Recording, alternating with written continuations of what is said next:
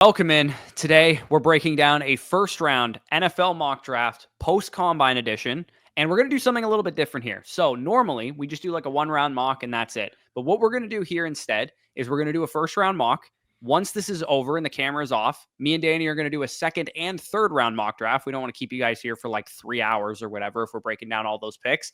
And then tomorrow or the next day, we'll break down a 2 round Superflex rookie mock draft with the landing spots that Danny and I actually pick. Normally we're doing, Mel Kiper's or Daniel Jeremiah's or Matt Miller's or, whoever's, but we're going to actually do this based on what we think the good landing spots are, what we think the good draft capital is, the appropriate draft capital is, because some of you guys are commenting on our videos like, this mock draft was so unrealistic. Why do you use these people's mocks? So we're going to do it based on our own opinion. So you can actually get mad at us for the landing spots and the draft capital. Again, non-fantasy related stuff. Don't take it too serious. We only really dive in depth on the tape and the film and all this stuff with the fantasy relevant prospects. So offensive line, analysis will be a little bit sparser in this kind of format, but should be a fun one. I'm going to pick odds. Danny's going to pick evens, and let's get it going. Yeah, absolutely. But with the first pick, you are on the clock here at 101. And given the free agency period thus far for the Titans, do you think that maybe leans them to one direction or another? Yeah, I think ultimately when you're building a team, and I tweeted some like rant about this yesterday where it's like, if you don't have a quarterback, you're not competing in the NFL, especially in the AFC where the Titans are, where you have in your own division, like you have CJ Stroud and Trevor Lawrence now attached to Liam Cohen. Those are going to be two difficult quarterbacks to beat on a regular basis in the regular season. And then don't get me started. Once you get into the playoffs, you then have to beat Patrick Mahomes, Josh Allen, Lamar Jackson, Joe Burrow, all these guys. So you have to swing. Like Cam Ward, I think, is a good enough prospect to go first overall. Is he the best first overall prospect in the world? No, but he's widely considered by the NFL to be the quarterback one in this class. And you have the first crack at picking him. You either trade down or you select a quarterback that's going to lead you into the future. I think ultimately quarterbacks run the NFL. There's going to be enough trade interest that they could trade down. But I think ultimately the thing that the Titans will decide to do is select Cam Ward. Yeah, I completely agree. If you guys take a look at the Titans offseason thus far, I mean, we see them signing Dan Moore, obviously from the Pittsburgh Steelers, 4 years, $82 million, I believe. They do get Kevin Zeitler aboard. They've really made it an emphasis of establishing that offensive line. And to me, if like the pick was going to be Travis Hunter or the pick was going to be Abdul Carter, would you really go out of your way to maybe overpay an offensive lineman like Dan Moore, 20 plus million per year? Well, yeah, and even since Brian Callahan has gotten there, they had Peter Skoronski from the previous regime, who was a high pick, and then you draft J.C. Latham last year, who was a high pick. Like, they're clearly trying to establish their offensive line, and especially with a guy like Cam Ward, having a good offensive line would actually, to be honest, go a little bit of a longer way than even having great receivers would. I think protection's more important for Cam Ward, potentially, than even having great receivers, and you have Ridley there. I'm sure they'll add to that position as they go throughout the offseason, into the draft, so on and so forth. If the guy's the guy, if Cam Ward is ultimately the quarterback that you think he is, then it doesn't matter. Yeah, you're going to probably have a couple of growing pains throughout the season if you don't have great receiving talent, but you have a good run game. You have an improved offensive line, presumably, and we'll see what happens going forward. So Cam Ward to the Titans, if he's your guy, you got to pick him. Yep, I agree. And speaking of number 2 overall, we head on to the Cleveland Browns. I do think if Cam Ward were to fall to 2, that he would be in heavy consideration for the Browns. Ultimately here, I think the decision would come down to 2 players, Travis Hunter versus Abdul Carter. And I do lean one direction based also off of the free agency moves that the Browns have made. Obviously, making that $40 million per year extension with Myles Garrett, going out of their way to sign Joe Tryon-Shoyinka from you guys. I think that leans to the fact that they are all in on Travis Hunter at number 2 overall, and I do think he will be the pick. Yeah, and the exciting thing is, because we're in charge of this mock, Danny. We don't have to worry about what they're saying. What did Cleveland say at the NFL Scouting Combine about Travis Hunter? They said we view him as a wide receiver. So we are going to, when we do the Superflex rookie mock of this, we're going to treat Travis Hunter as a wide receiver because that is what they said. They have good players in their secondary already, especially if Cleveland does, avoid going Abdul Carter. They signed Myles Garrett, like you said. They've made some additions on the edge with Joe Tryon-Shoyinka. I think they're going to take Travis Hunter at 2, and they're going to play him as a wide receiver. He would really, really help their offense. David Njoku, Travis Hunter, Jerry Jeudy. This is a nice little group of players for whoever their quarterback is going to be. We don't know at this current point in time. Maybe they sign Kirk Cousins. Maybe they'll address the quarterback position on day 2, or maybe do something else. Yeah, and I think another piece of the context is they haven't gone out of their way to re-sign Elijah Moore yet. So they do have an opening for a third starter. And now if you're kind of delegating everything back, you have Cedric Tillman as your other outside starter. You have Jerry Jeudy playing more snaps in the slot. Now you can treat Travis Hunter as your number one. I understand that they don't have their quarterback quite yet, but who knows? Maybe they're not done in the first round of this mock. Well, that'll be the spoiler. Yeah, and here's the other thing too. Like, yeah, maybe you don't view Shadur Sanders or Jackson Dart or whatever as being worthy of the second overall pick in the draft, and you're just like, let's just take the best player in the draft, who's Travis Hunter. Like, worst case scenario, you take a swing on day 2 on a quarterback, or you're not that good again. You sign Kirk Cousins or whoever quarterback solution you want to go after. Maybe you give Kenny Pickett some run because you traded a 5th round pick in DTR for him, and you have a quarterback nest for next year. And maybe Arch Manning's at the top of the draft and you're picking 1st, 2nd, 3rd, something like that. And you can stomach giving up a lot because you already have a great supporting cast around that young quarterback. Yeah, and the main rule of thumb, like you said, if you have a quarterback that you truly believe is worth a top 3 overall pick, like the Titans did with Cam Ward, that's one thing. But if you're just pushing a quarterback up the board because you need a quarterback, I mean, there's 2 foundational pieces with Travis Hunter and Abdul Carter in this class. Yeah, and I would imagine most NFL teams are going to have Shadur Sanders, Jackson Dart, Jalen Milroe, Quinn Ewers, whatever quarterback they think is like the 2nd or 3rd or 4th best quarterback in the class. There's going to be a sizable gap between Cam Ward and those guys, and they'll probably be clustered together somewhere on day 2 or maybe late in the first round if a team really, really likes them. So I'm on the board with the New York Giants. They already have a really strong pass rush, so this is an interesting spot for them. Do you want to make a major strength, and add Kayvon Thibodeau, Brian Burns, Dexter Lawrence, all these dudes that they have? Do you want to throw in Abdul Carter into that mix? Because, you're going to have to make a decision on Thibodeau soon because he was drafted a couple of years ago. His, 5th year and extension and all that kind of stuff is going to be coming up. Do you want to just throw Abdul Carter? He's the best player in the draft here. Do you want to maybe trade down at this point? That's definitely, I'm sure somebody would be willing to come up for Abdul Carter. I'm looking at, the Patriots. Jets would make sense. Jets making sense. The Patriots maybe sliding up a spot. Maybe the Raiders want to pair him with Max Crosby. Like, there's a number of different directions that you could go. Let's do a trade here. I think the Giants would definitely be comfortable taking Abdul Carter. He's a great player, but he isn't actually really that big of a need for them. I'm sure they would have been more happy with Travis Hunter. Yeah, I think the Jets would make the most sense here. The interesting part is, I mean, they do sign Justin Fields 2 years, $40 million, which would signify that maybe they're not interested in the quarterback group this year. Now you have the affordability where if you do think you have your quarterback at least for this year, if not for the next 2 years with the deal that you signed with Justin Fields in free agency, now you have the affordability to potentially get aggressive and get a guy like Abdul Carter to pair with Will McDonald on the outside. Obviously, Will McDonald did have that big time year this past year. You get a running mate that could be that true number 1. Now Will McDonald's your number 2. Jermaine Johnson's your number 3. You have Quinn Williams on the inside. That's one of the most ferocious defensive lines that we'll see maybe the NFL. So if we're looking at the Giants versus the Jets, so we'd be moving from 7 to 3. I think the 2026 one would have to be involved in order to even kick it off. Now, what do you think would also have to be involved, including the 1? So I don't actually think it would take the 1. I think they could get away with 73 and a 26-2, personally. I would say that plus the 26-1, like it's still moving up to get like a piece that you view as a franchise guy, and it's a top 3 pick. That's kind of how I view it. Yeah. So here's my hot take. I don't actually think the Jets would be the team that do this. I think the Bears make more sense. I mean, you can do what you want then because you control the Jets if you don't want to. Yeah. I don't think I'm going to do. I don't think I'm going to do it with the Jets. I honestly don't think they're the team that would do it. Well, the Bears have Sweat, and they signed Oda Bingo this offseason. Yeah. Okay. Maybe we're stumped, and we're just going to do the thing for the New York Giants that they just take the best player on the board and they figure out the rest later. Because I do think the Jets would be interested in trading up. I just don't know if they're going to want to give up their 26 first, knowing that they might be in the quarterback market this time next year. You know what I mean? Like, if they don't have a first round pick and Justin Fields doesn't work out for them, they're screwed, and they're going to have a high first round pick that they're giving up. They do have him for 2 years. That's kind of why I think they would be more willing to, especially if they viewed Abdul Carter as a tier break on the board, which I think a lot of NFL experts would point to. Yeah, the reason I brought up the Bears as a decent team to do it is, what the Texans did with Will Anderson, where they traded up and they got up to number 3 and traded their first round pick, which was Cleveland's first round pick, to go and get Will Anderson, or it was their own first round pick that they ended up trading to go get Will Anderson. I think that the Bears are kind of a similar structure because they got a second-year quarterback. They got their new coach in there. He obviously had a lot of success in Detroit with, great defensive line talent with Aiden Hutchinson and those guys. So for me, they would be an interesting one. I'm just going to take Carter with the Giants here. The reason reason why I would still hold back on the Bears is simply because they did sign Grady Jarrett and, like I said, how do I even pronounce it? Dio Odeyingbo from the from the Colts. Correct me if that pronunciation was a little off, but they did make big time investment into their defensive line. Obviously, do have Montez Sweat on that big deal, so I don't necessarily know if they'd be too aggressive in that regard.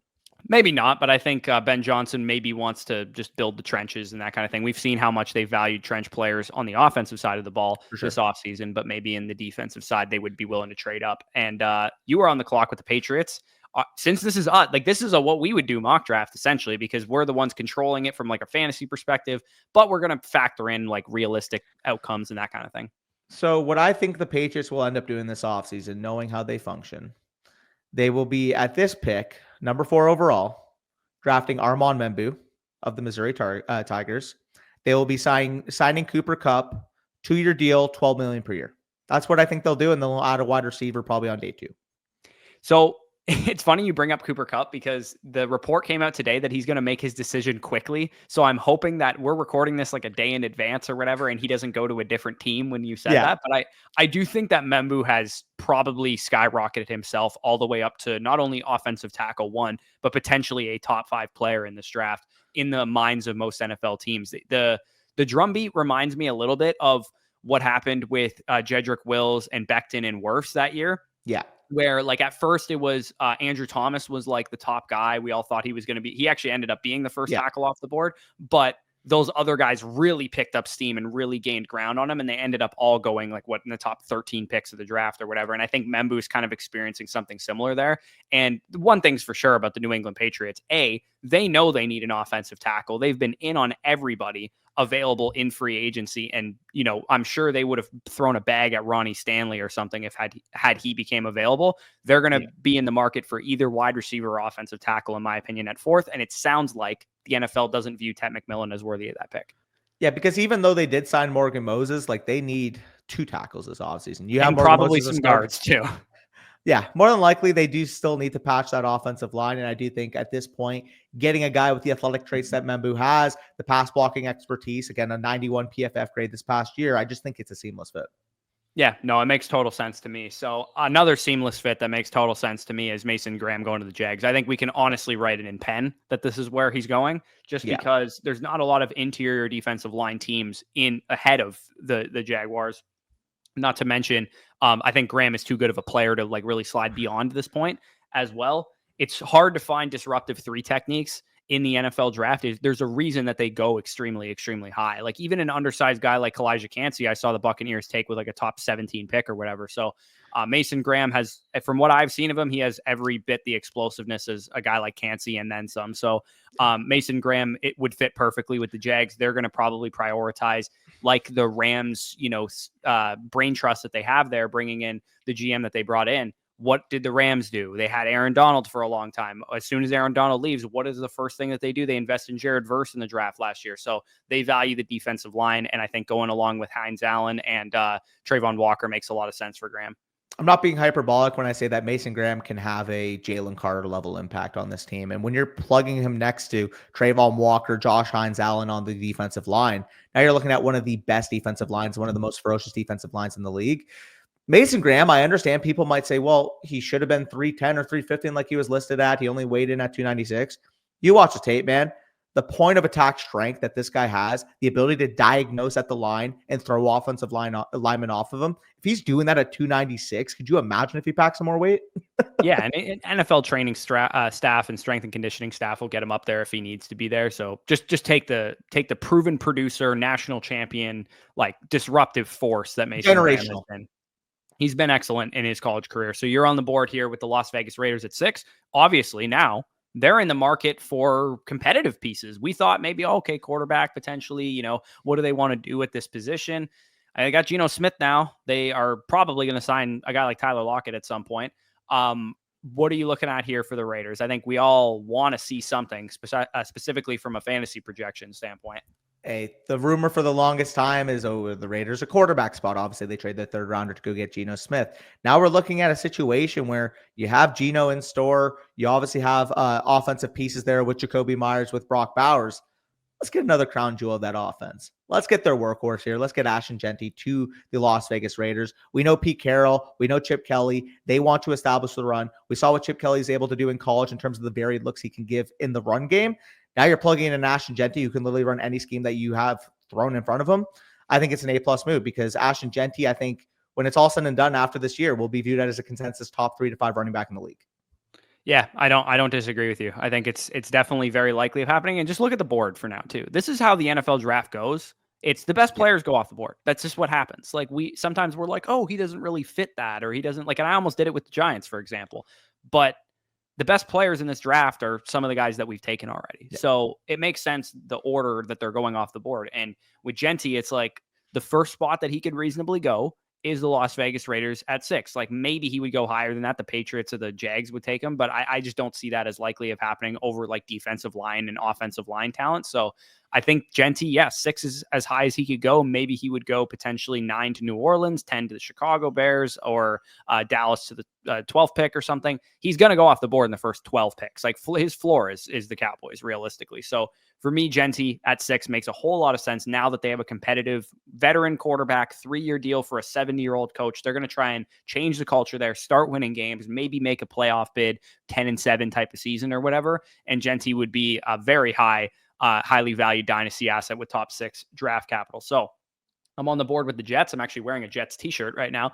So this is, decent for me.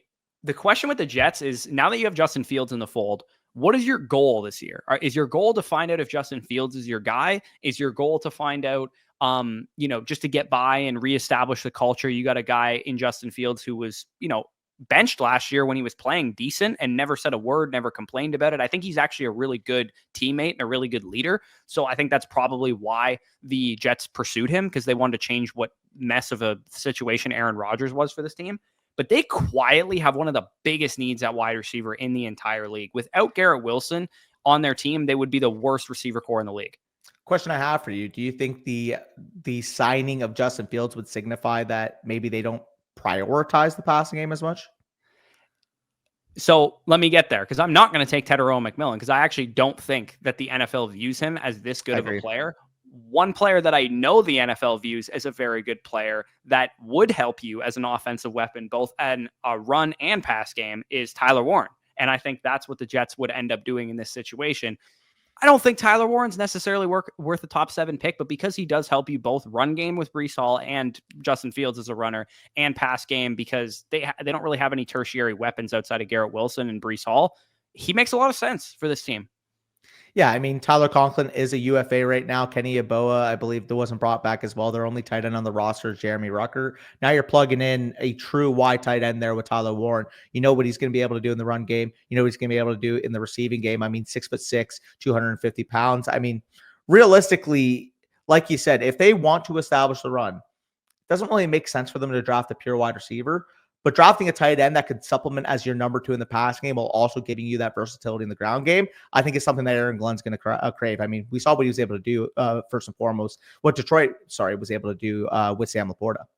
Yeah, not to mention, like, some people have comped Tyler Warren to a former Detroit Lion and TJ Hawkinson as well, which would make a lot of sense because he can, provide that wide tight end role. So you're on the board with the Carolina Panthers. I know what I want to see from Carolina, but I'll see what you end up actually doing. So it's funny that you said what you want to see, because I think we both would want to see Tetairoa McMillan go here. But like you said, is the NFL as high on Tet McMillan, especially without having access to the testing numbers? I know a receiver that the NFL will be extremely high on, and the reason why I'm leaning receiver here is you could go with a defensive lineman, but they made big-time investments this offseason. Bobby Brown, Tershawn Wharton coming over this offseason. You could make the case they go for a DB. They do sign J.C. Horn to that big-time extension. To me, they have size in their wide receiver core. They have a Jalen Coker. They have an Xavier Legette. Now you can add a true 3-level route runner that everybody kind of expected to be a 4.4 guy that now blazes the combine at 4.29. I think this is the Matthew Golden spot, and I think this is about the range we'll see him go off the board in the NFL draft.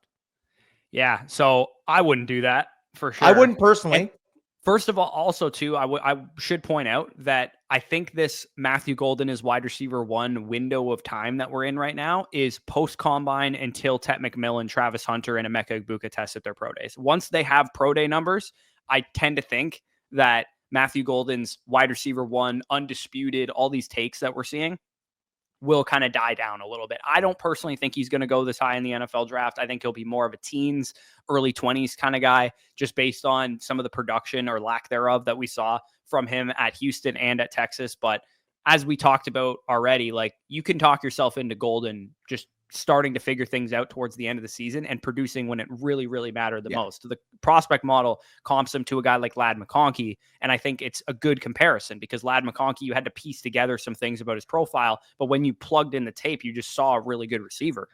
And I think that's kind of where the NFL is going to lean on now, is they're going to see a guy like Ladd McConkey that maybe fell behind because of that production profile, goes at the top of the second, and maybe view Matthew Golden as this year's Ladd, which is, I mean, if you did a redraft of last year, Ladd McConkey's a pretty consensus top 10 to 15 overall pick, right? Yeah, no, absolutely. I think he probably would have went in, at least in the mid-teens or something like that. So again, the Saints are in a tough spot all around because Derek Carr, in my like rant tweet yesterday, I was like, what is the point of rostering a guy like Derek Carr at this point in time? You're never going to win a championship with a quarterback like this. And you might as well just reset at this position because there's no point. There's absolutely no point to trotting out Derek Carr unless you have like the Philadelphia Eagles roster. You're not getting anywhere close to like a championship round game. Yeah, no, let me ask you. So you don't agree with their moves of re-signing Derek Carr and Juwan Johnson to $10 million per?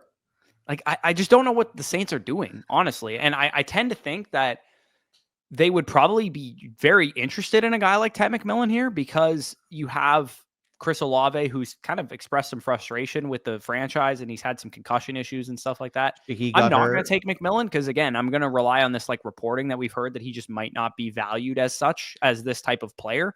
What I am going to do instead is I am going to take, I don't even know, man. This is a difficult team to figure out. One thing I know about the NFL right now is that they value this edge and D-line class pretty high. And I think when all else fails, if you're a team like New Orleans, I mean, Cam Jordan, I can't stand him as a Buccaneers fan, but he did just announce that he is coming back for another year. He's old. He can mentor a guy.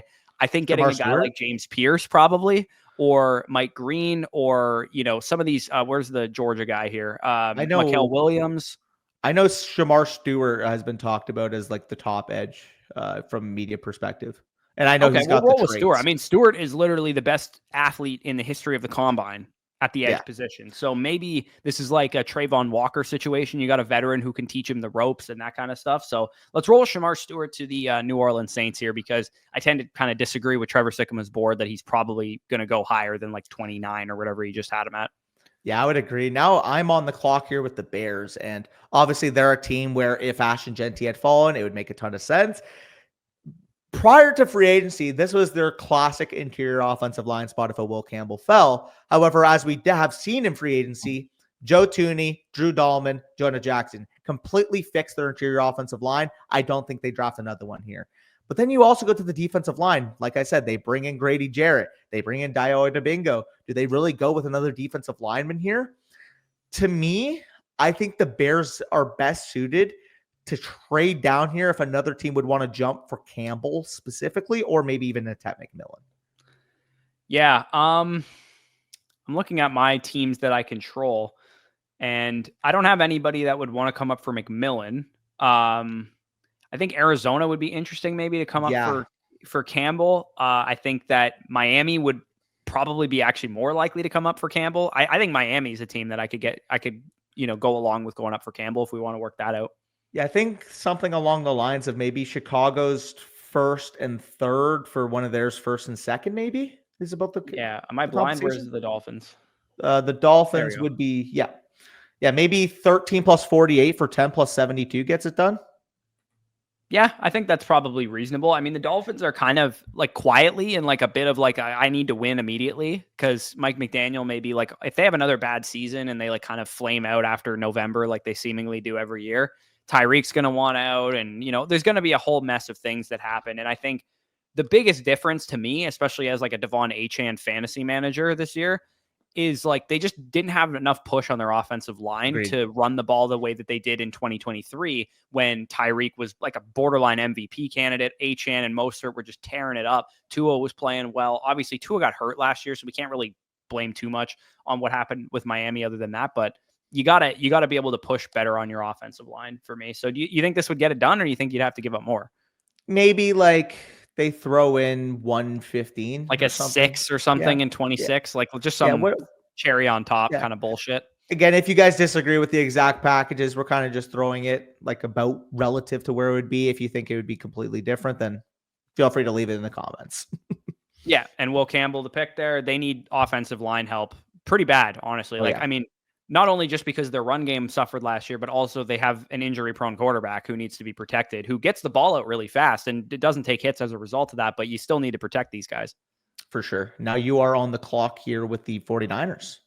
And Yeah, that's and actually another motivation, by the way, because mhm. if at number 10 overall, Miami looks, oh, shoot, Will Campbell's on the board and the 49ers are picking right after, I got to go aggressive and make a move. Yeah, there's a couple. I actually tend to think the 49ers would still go offensive line here just because Yeah, to me, it's like their biggest need and it's not even close by far. right now. Like they could use some D line help, like interior wise. They lost some pieces there. I let me take a look at that position group because I do think it's possible that they go with an interior player. Yeah, like a Kenneth Grant or Walter Nolan. I heard there was some kind of off the field stuff with him. Greg Zabel makes a lot of sense, man. Like I know DJ specifically, I've heard say like, yeah, he's gonna go in like the top 10 picks. Like I've heard him say he might go that high. And I tend to think that because the 49ers could like legit use an offensive lineman at virtually every position, they might be the team that pulls the trigger on him and moves him inside to guard or moves him inside to center or whatever the case. I mean, he played tackle at North Dakota State, as does every North Dakota State good offensive line prospect, like Cody Mauk, for example, of the Tampa Bay Bucks, played left tackle at North Dakota State, but he got moved inside to guard. And I think the same would probably happen to Greg Zabel. And the question, do you want to take a guard this high? Do you need an offensive tackle more? I don't know. What are your thoughts on this? I'm probably going to pull the trigger on Zabel otherwise. Yeah. I would say Zabel or Banks, because maybe Banks, you think, okay, guard or tackle, Zabel more center or guard. I think maybe that would be the discussion. But if they do go the North Dakota State route, I mean, they do have familiarity with the school. They do, and maybe that would scar them a little bit. You know what? I'm actually going to not take Zabel just for that reason, and we're going to go with Banks. Again, we're fantasy guys. If you guys think, oh, like the way he sets or something is like not a fit with Kyle Shanahan's scheme, we're focused on the fantasy picks, especially once we get to the mock for a couple days from now when we break down a Superflex rookie mock here. So, Danny, you're on the floor with the Cowboys, your favorite team. Go ahead. Sprinting to the podium, Tedero McMillan, wide receiver, Arizona. And this actually has credits because they met with him at the combine and they have showed interest in him. So I'm not just saying this because I would love for him to be here at 12 and I would love for him to go to the Cowboys, but we do have some confirmation that he has met with the team. Yeah. And again, both of us would be like pretty comfortable taking Ted McMillan as high as like 4 to New England. Yeah. Especially, we'll see what happens after his pro day. If he runs like a 4.49 at the pro day or something, I think that'll probably maybe get him kickstarted back up into the top 10 discussion. And then, the Patriots, the Panthers, some of the Saints, some of those teams will have to really think long and hard if they want to pick Ted McMillan that high. But based on what we've heard from like Kuiper and stuff, it sounds like 12 to 25 is kind of his range there. And you ended up pulling the trigger on Golden over McMillan, which I think is potentially or even likely to happen. Yeah, and that's kind of where I was at with it because ideally, if I was making the pick for Carolina, like from my point of view, I would take Ted McMillan. But based off what we've been hearing in terms of the NFL, and we've actually seen it with multiple media big boards of Golden going number 1 over Tedero McMillan. And what that tells me is that they're hearing that from NFL teams more so than they just change their thoughts on these players. Yeah, no, absolutely. So back on the clock with the Chicago Bears. I guess this is you technically making this pick because they were originally picking 10. Yeah, and I mean, I can see Chicago saying, hear me out. We traded down. We upped the value of our third to our second.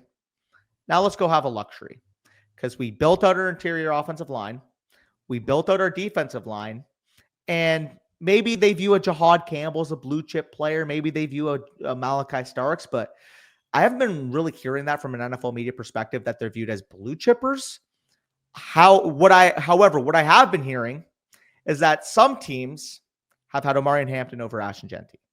And I think it would make total sense if they went out and said, we want a lead ball carrier to run this Ben Johnson offense. So you're gonna pull the trigger on it. Again. We're fantasy Gonna guys, be so we're gonna spicy. make this fun. We're gonna make this fun. It's Yeah, gonna be a hey, these are kind of almost nutted landing spots for a lot of these players, just because we want to have some fun here. I do think it's possible that Jihad Campbell or Will yeah, Johnson or even James Pierce or Mike Green or something would be the selection for them. There's a lot of good defensive players on the board right now, so I do think it's possible that maybe that's a little bit of a reach in the Chicago Bears' mind, but like you said, Hampton can provide the David Montgomery role and maybe even do a little bit of the Jahmyr Gibbs stuff on top of it. Or yeah. you want to just use Swift in that regard. So I think it makes sense for sure. Schematically, it makes sense. It's just, would they actually do it at 13? For sure. And technically speaking, because it's 14, I also controlled the Colts. And I think the Colts are your classic value hunters. If they see Will Johnson falling to 14, I think they would realize, hey, this is a guy that was talked about as a consensus top 5 to 10 pick. Now we're getting him at 14. That's value. So I think they would run to the podium and take Will Johnson because they also do need a DB. They did sign somebody in free agency, though, didn't they? Didn't they sign Charvarius Ward or something? Charvarius Ward, yeah. So let me see in terms of their overall secondary here, because maybe you're right. Maybe they would prefer a nickel because they have Jalen Jones. They have Kenny Moore's actually in their nickel spot. Yeah, I mean Juju Brents, Jalen Jones. They do have Charvarius Ward. I just think if you compare Ward and Will Johnson, you have Kenny Moore now in the slot. You make something that was a weakness last year into an ultimate total strength. Not only last year, is it me, or do you feel like the Colts have been a bad They've always secondary needed for about DBs. 15 years? It feels I know. like my entire time playing fantasy, they've been an exploitable matchup. I know Brock's watching right now. Comment down below if you would have went Will Johnson there, because yeah, like Corey said, it feels like every year the Colts have DB issues. Yeah. Speaking of every year having issues at a position, the Atlanta Falcons have needed an edge for about 36 years in a row, and have never taken one, even though, we could have taken one they could have taken one last year and instead picked a quarterback. I think Atlanta would finally take an edge now, because the one thing that was holding them together was Grady Jarrett, who's no longer there. And I'm going to go James Pierce. I think James Pierce is one of the better underrated edges in this class, just given the pedigree that he had for the first couple of years of his college career. Tested really well. A little bit raw, less. I think production was an issue for him at Tennessee. Again, we're not NFL draft guys, but I think that's kind of more or less the skinny of his profile. Let's finally get an edge rusher on the Atlanta Falcons is my only thought here. Like, let's put an edge on this team that can actually get after a quarterback. Yeah, no, they indeed need that. And I mean, speaking of need, I do think the Cardinals can go a couple of directions here. I think it would be telling based off what the status of Josh Simmons' injury is, because obviously he did tear his ACL this year. If he's viewed as potentially, he's going to be ready day one. This guy talked about as a top 10 to 15 talent. However, given the ACL concerns, we don't really know much more about it. I won't lean that direction. I mean, you're hovering around Gray Zabel. I also think that would make sense. They do need an interior offensive line, and I mean, we can just kind of plug it in. They'll play him at guard from day one, and they'll be happy about it. Yeah, he won't go lower than this. That's my thought too. Is based on what I've seen from NFL media, he's going to go in the top 15 picks as well. So because he's a guard, maybe slides a little bit, or he projects as a guard at the very least. It's kind of like the whole. I mean, Kenyon Green was a good example. He just got traded. Zion Johnson. Like sometimes we get those mid-teens guards, and I think Greg Zabel might find his way down there as a result. So I'm on the board with the Cincinnati Bengals. They could use a lot of things, but I think when I watch Bengals games, I feel like they just don't have good coverage guys. Is it just me? Like, I will suggest one thing. What's up? Trey Hendrickson gets traded. They have no edge. So the Bengals are Hubbard retired too. You're right. They don't have an edge. The Bengals kind of remind me of the Cowboys a little bit, though, in that they ultimately will pay their guys. They just want to drag their feet and let the price of their Hendrickson and T. Higgins and Jamar Chase go up. Well, Hendrickson is on contract, but they're trying to trade him. Right.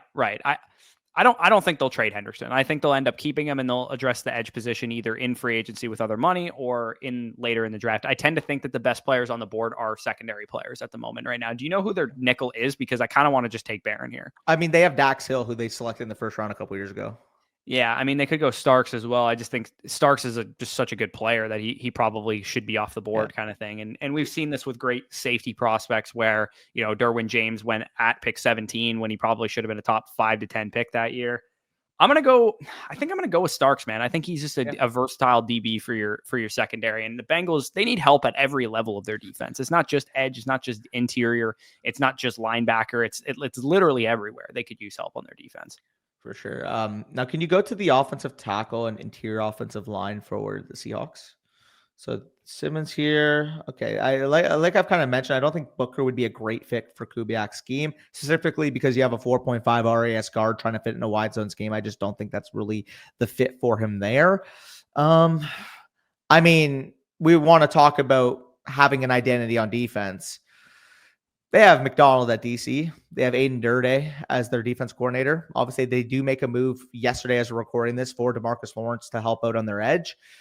I think linebacker would make a ton of sense for the Seahawks. Don't you dare do that to the Buccaneers. Well, I mean, there's two really good ones. There's Walker and there's Campbell. If you want Campbell for the Bucs, I'll go with Walker. But no, don't do that. Don't do that. If you think Campbell's the better player, go with Campbell. But I think both are fantastic, really. Like if we're looking at the Seahawks right now, I mean, obviously you have Lawrence in there. Your defensive line pretty much set there with Leonard Williams, Byron Murphy, and Dron Reed, obviously next to DeMarcus Lawrence. You have Ernest Jones, but realistically, I mean, I think they could use another linebacker. And I mean, Jihad Gamble at this point, if he fell to 18, 19, I'm sure obviously it'd be a run to the podium version for your Buccaneers. Regardless, so I think Walker and Campbell are going to be the next two picks in this draft. Yeah. Okay.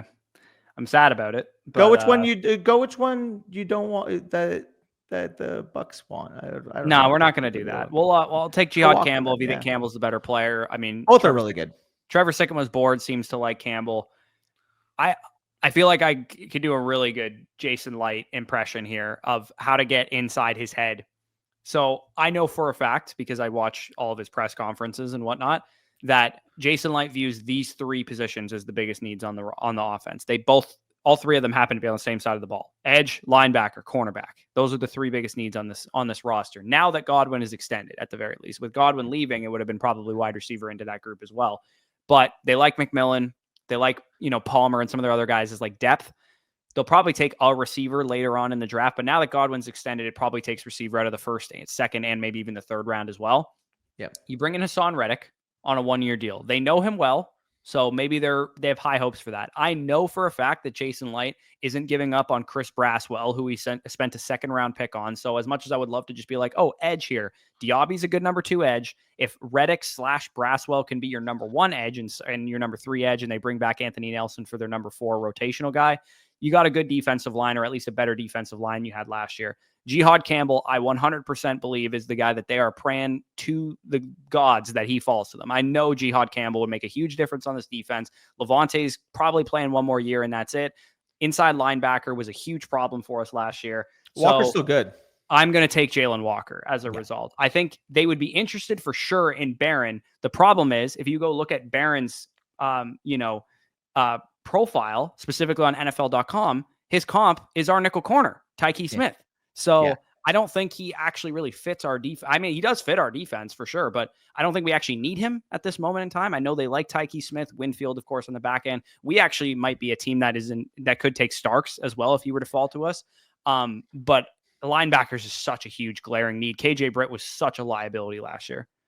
Yeah, and I mean, now we're on the clock here with the Denver Broncos. Obviously, we're recording this the day after they sign Evan Ingram to a 2-year deal. I don't know. I guess people said, oh, yeah, he could play the Joker role. It's just an inefficient target at this point in his career. Like, still pick Loveland for them. No, I'm not going to take tight end here. But what I'm saying is I'm considering a wide receiver.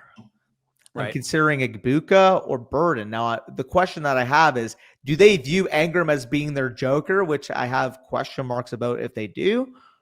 Or do they say, okay, you know what, Evan Ingram just gives us a more versatile look at tight end, and we still need our Joker in the offense? Because if we're needing a Joker, I actually think Burden would be a better fit. If you're needing a pure wide receiver, I think they would lean Igbuka. Yeah, I think for me, I think Igbuka fits what they like a lot because they love size at wide receiver. Igbuka's got good size. Igbuka's a good blocker. He's kind of like he's not built like Michael Thomas, but you can kind of use him in that way. So I think Igbuka would be a slam dunk fit for them. Yeah. No, I'll plug it in here then. Yeah, let's roll with Igbuka. Obviously, again, we're fantasy guys, so we love. I love Igbuka. He's my wide receiver 2 in the class. I mean, in this situation, he would be my wide receiver 3 because we have Hunter playing wide receiver, going to Cleveland here. So lots of good players on the board, and I think this is where the slide ends for Jahdae Barron. I think he's got to go off the board here to the Pittsburgh Steelers. Now you have Metcalf. You probably don't need to take a receiver in the first round. Even if they were to trade Pickens, I think they probably still wouldn't take a receiver in the first round. So for me, I'm going to go with Jahdae Barron here. Yeah, and like they did bring in Brandon Eccles, but like you said, Barron's so versatile to the point where if you need him to play safety, he can hit, he can. You need him to play in the box, he can. You need him to cover the slot, he can. He's such a versatile chess piece that really a talent like this falls to 21, you figure it out after. And ultimately, at quarterback, I expect the Pittsburgh Steelers to sign Aaron Rodgers. I think that's what's going to happen. Because Rodgers, it makes no sense to go to the Giants. They're not ready to win. The Steelers have veteran players, TJ Watt, Cam Hayward, all this kind of stuff. You can talk yourself into thinking the Pittsburgh Steelers are a quarterback away from making a deep playoff run if you're Aaron Rodgers. Mike Tomlin has the head case trio of all time with Metcalf, Pickens, and Aaron Rodgers, and it could go south really fast if it were anywhere other than Pittsburgh. So that's the interesting draw of Aaron Rodgers to the Steelers is that, yeah, you have all these big personalities that kind of like could clash at some point, but Mike Tomlin's kind of the guy that kind of keeps everything going there. So I think ultimately the decision will be Aaron Rodgers to Pittsburgh. Yeah, and I would agree with that at this point. We could talk about, the Giants' options maybe because obviously we had them going Abdul Carter. They go with the Russell Wilson plus a day 2 rookie route, but we'll end up seeing what ends up happening for the Giants in the second and third rounds here. But we're back on the clock here. Number 22 overall, LA Chargers. We know have a Michigan man in charge. There are 2 Michigan men at the top of this draft board. I think the slam dunk here is going to be Colson Loveland. They need another pass catcher. He knows Jim Harbaugh's offense. It's pretty simple. Yeah, I think that makes a lot of sense for the Chargers. They probably were in on Devontae Adams, and maybe they'll bring in a Cooper Kupp type or something. He's definitely they got Mike Williams. They did get Mike Williams. That gives them a sacrificial X receiver to go along with what Ladd McConkey can do. And Loveland would also benefit from a sacrificial X receiver in Mike Williams as well. And Najee Harris is going to probably appreciate that. I would imagine the Chargers will still address the running back position later on in the draft, but I think Loveland makes a lot of sense for a number of different reasons. You got to get some more juice on offense. Oh yeah, for sure. And speaking of juice on offense, they have said, we have heard from Josh Jacobs that they need a number 1 wide receiver. Do they go wide receiver here? Or do you think because there's not maybe a true number 1 in their eyes, they don't? So I think if you selected Burden here, if you're the Packers, you view Burden as an X receiver. You don't view him as because you have Jaden Reed already. If you were going to play him like Jaden Reed, that doesn't really make any sense. So you have Dobbs, you have Watson who's injured, you have Wicks. I tend to think that they were in on like Metcalf and one of these like real needle moving guys, but I don't know if they're going to go into the draft and spend a first round pick on a receiver. Like how many times have we mocked first round receivers to the Packers over the last 25 years, only to never happen? It always is a second or a third round guy that they go after. I tend to think that they'll take a Jack Besh or a Jaden Higgins or an Alec Manor on day 2. And we'll probably have that in our second and third round edition of the mock going into the rookie draft. But I don't think they would take Burden here unless they view him as like, what we've said about Luther Burden is that, yeah, if he had a better season this year, he might have been like a Malik Neighbors level prospect, but he's not there yet, in my opinion. So what do the Packers do a lot of? It's take defensive linemen and offensive linemen in the first round. I don't know if we want to go with Mike Green here or Donovan. I can't even pronounce his name. They could go Kenneth Grant potentially as well if he were involved in this. I think I might go Grant here because they're edge players. They've thrown a lot of resources at that position. So I feel like throwing another 1 at it is probably a little bit overkill. Yeah, we do have Kenny Clark. He's going on 30 now. Obviously, so in terms of his contract, what is his current cap figure? Because basically what I'm trying to say is if you take Kenneth Grant here, you basically have the opportunity to move on from Kenny Clark afterwards and save a ton of money doing so. Yeah, I think Kenneth Grant, from my understanding, is more of a 5 technique or a nose tackle. He's correct? a 1. Yeah, he's a 1. Yeah, so maybe you want a guy with a little bit more pass rush upside, like a Walter Nolan or Darius Alexander or something like that. They have an out on Kenny Clark's contract after 2025, by the way. Before the cap it gets to 31.3 million and 27.142 in 2026 and 2027. I think I might actually roll with Harmon here, to be honest, because I think getting a 3 tech makes a little bit more sense. They have Wyatt. Yeah, they do have Wyatt. So again, this is a tough decision. Let's just roll with Grant. Let's go with Grant. I think a lot of NFL teams will view him as like a high-end prospect, a guy that can replace Kenny Clark long-term. Maybe you can rotate those guys in around the line at 1 technique, 5 technique, whatever. this Minnesota Vikings selection, we have had earmarks for this entire draft because if you guys remember, all the way at pick number 2, we selected Travis Hunter to the Cleveland Browns, and we're having some fun here. And what's more fun than keeping the band together and getting Shadur Sanders as a trade up, who's still on the board, by the way, and I don't know if anybody noticed or not. The Minnesota perfect team to Vikings do so. They are are going to trade down in the first round. Like, it's a foregone conclusion. They have 4 draft picks in this entire draft, 2 fifths, 97th overall, and 24 overall. They're probably going to try and recoup a second, 2 and a 3, like a bunch of picks. They're going to want picks for this trade. Yep. And the Cleveland Browns can now keep Travis Hunter and Shadur Sanders on the same team.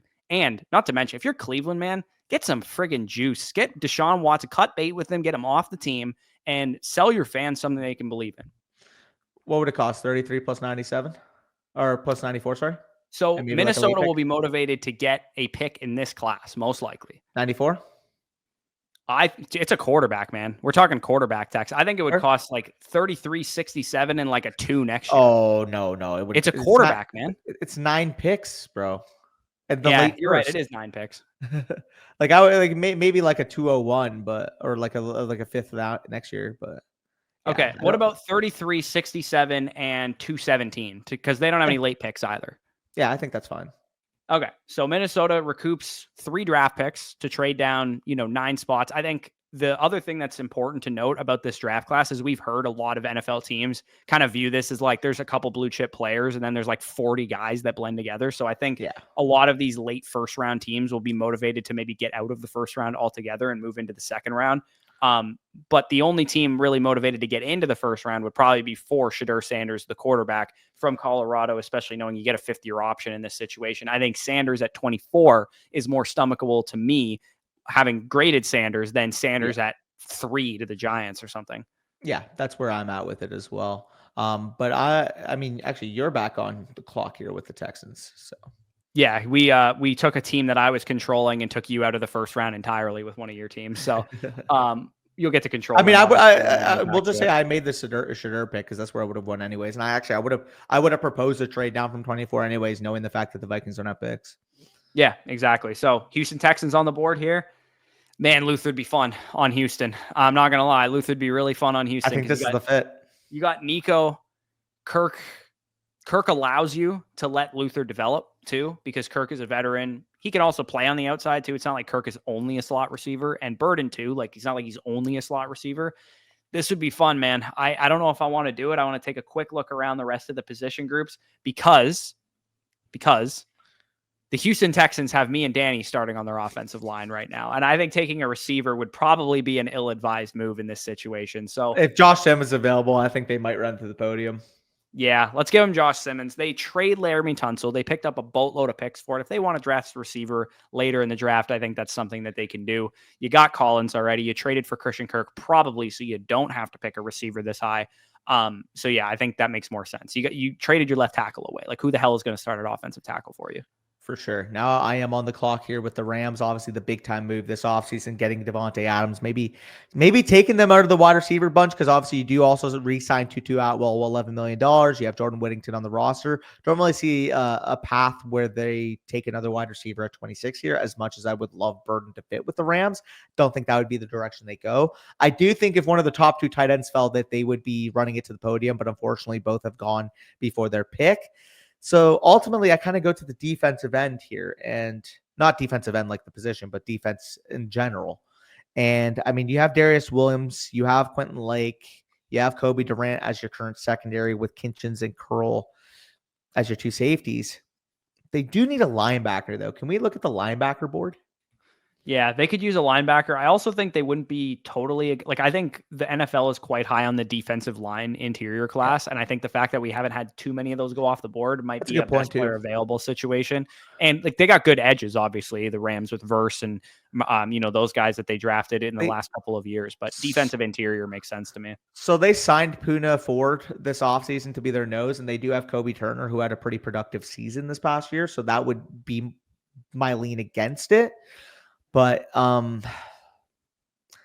honestly, can we see Demetrius Knight's metrics quick? Yeah, let's take a look at him. Yeah, so, I mean, he started all 13 games. He's been a 2-year starter. Older prospect. Yeah. I mean, I just think linebacker would be their biggest need. But the only issue is would they take a guy like Knight in the first round? That's kind of where I'm left for. They could also go DB. Can we look at the corners quick too? This is a tough pick now with what they did in free agency. Yeah, the corners. I mean, Amos. Amos would make sense. I mean, Harrison tested really, really well, so you could potentially talk yourself into him for sure. Yeah, I think I like Amos or Harrison here. We'll go.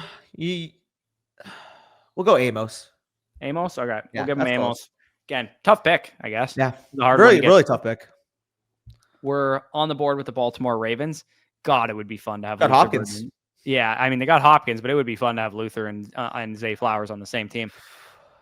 I think this is a classic Baltimore Ravens. We take the best player on the board, and it's probably one of these two edge rushers, most likely. Yeah, I think that would make sense. Now, I am curious how much size that they have up front now, because I know obviously Baltimore historically have like size in terms of their edge rushers. Do they have enough size to maybe supplement a luxury smaller guy? Yeah, I mean, Green is interesting because he has off the field issues potentially, and that's the Ravens style. Both of these guys are kind of undersized. I'm gonna give him Green. I've seen a lot of Green's tape as a Bucs fan because I think it's possible that we might take him. So I have actually done a little bit of work on these edge rushers, just like curiosity wise for my favorite team. So we'll give him Mike Green. I think they would be an interesting fit there. And I believe I can't remember if they extended Oweh yet or if they're going to have to make a decision on him this year. So it's possible that they would go in that direction for that reason. Speaking of edge, I think another one finds his name off here. So in terms of the current Lions depth chart, you have obviously Aiden Hutchinson as your main one, your interior being DJ Reader, Ali McNeil. But after that, I mean, your other edge rusher as a starter right now is currently Marcus Davenport. You have, guys like Josh Bashal, Trevor Nowoski. Not really much stopping them from taking a best player available approach if Donovan were able to fall to them. Okay, so we're going to give him Donovan. I can't pronounce his name. We'll call him Donovan. Donovan E. to the Lions here. Yeah, God, for Luther, wouldn't it be fun to learn from Debo? Wouldn't it be fun to learn from Debo? Like, God, it makes me it makes me want to pick him. But again, I've heard way too much buzz about this defensive interior class. They just got rid of Jonathan Allen to me. Did they replace him with anyone in free agency, to my knowledge? I will quickly check. I believe they signed one. I'll take a look quickly. Yeah, take a look on that because I'm curious. They got Kinlaw. That's who they got. Yeah, Kinlaw. Kinlaw. I mean, Kinlaw isn't good. So they signed him to big money, though. They did, yeah. So they probably view him as like, oh, he's like our guy going forward or whatever. Scorton's interesting. Ooh, if Michael Williams fell, I know Dan Quinn would fall in love with him. Yeah, Michael Williams is interesting, and I'm gonna give him Michael Williams. There's an interesting split on him too. From what I understand, some people think he's like a top 10 player in this class, and then there's some people who are like, he's more than a scheme specific one of guys like that. So Buffalo Bills, you're on the board. Yeah, I'm back on the board here. And I mean, we could see another interior defensive lineman go off the board. And I mean, wouldn't that just be a Bills pick? Everybody's like, ooh, like fancy wide receiver. But then they go out and sign Josh Palmer and then draft another defensive lineman. They did get Joey Bosa, obviously, in free agency. But for the most part, I mean, their interior, Daquan Jones, obviously have Ed Oliver as your 3-tech. Are there any true 1-techs on the board? Because I would be curious if they would be interested. Like, what are the I don't actually know. I mean, that's 6'4", 310. He's probably more 3-tech. First step, yeah. Harmon, 310. Yeah.